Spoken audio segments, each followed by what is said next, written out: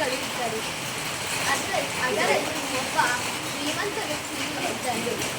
ಅವನನ್ನು ಶ್ರೀಮಂತ ದೊಡ್ಡ ಬಂಗಲೆಯಾಗಿತ್ತು ಮತ್ತು ಮಹಡಿಯನ್ನು ಕಟ್ಟಿದ್ದನು.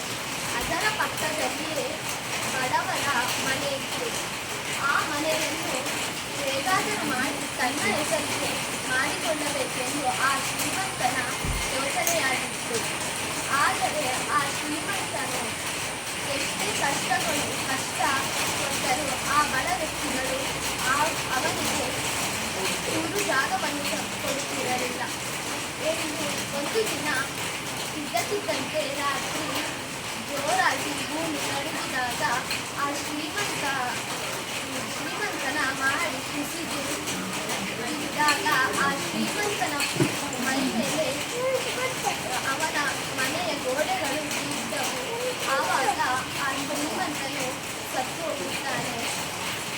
ಬಡ ವ್ಯಕ್ತಿಗಳ ಮನೆ ಹುಲ್ಲಿನಿಂದ ಕಟ್ಟಿದ್ದರಿಂದ ಅವರ ಮನೆಯು ಕುಸಿದು ಬಿದ್ದಾಗ ಆ ಬಡವರ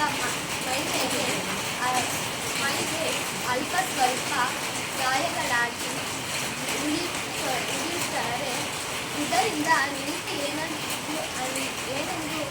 ಹೇಳುತ್ತದೆ ಅಂದರೆ, ಯಾರಿಗೂ ಕೂಡ ತೊಂದರೆಯನ್ನು ಮಾಡಬಾರದು ಎಂದು ನೀತಿ ಹೇಳುತ್ತದೆ.